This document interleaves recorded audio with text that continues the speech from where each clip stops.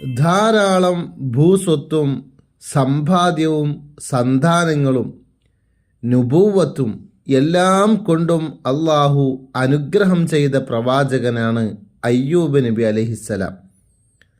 10 വർഷക്കാലം ഈ അനുഗ്രഹങ്ങളെല്ലാം അയ്യൂബ് നബി അലൈഹിസ്സലാമിന് ഉപകരിച്ചു.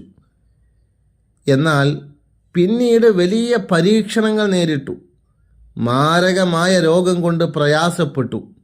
ജനങ്ങൾ വെറുക്കുന്ന രോഗമൊന്നുമായിരുന്നില്ല അത്.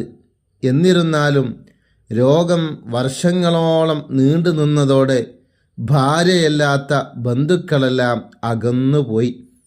മക്കൾ മരണപ്പെട്ടു, സമ്പത്ത് നഷ്ടപ്പെട്ടു. പ്രയാസങ്ങളുടെ നടുക്കടലിൽ അയ്യൂബ് നബി അലൈഹിസ്സലാം നീന്തിക്കൊണ്ടിരുന്നു. ഒരിക്കൽ പോലും അസ്വസ്ഥത കാണിച്ചില്ല, പൊറുതികേട് കാണിച്ചില്ല.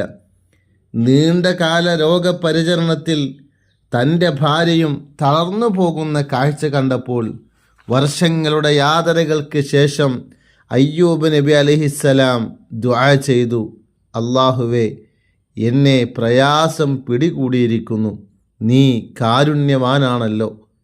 ദുആ അല്ലാഹു കേട്ടു. നിങ്ങളുടെ കാല് കൊണ്ട് ഭൂമിയിൽ നിന്ന് തട്ടുക, അപ്പോൾ വരുന്ന നീരുറവ കൊണ്ട് കുളിക്കുകയും കുടിക്കുകയും ചെയ്യുക. അയ്യൂബ് നബി അലൈഹിസ്സലാമിൻ്റെ രോഗം സുഖപ്പെട്ടു. നഷ്ടപ്പെട്ട സർവ്വതും അള്ളാഹു തിരിച്ചു നൽകി. ഇതും ഒരു മുഹറം മാസത്തിലായിരുന്നു.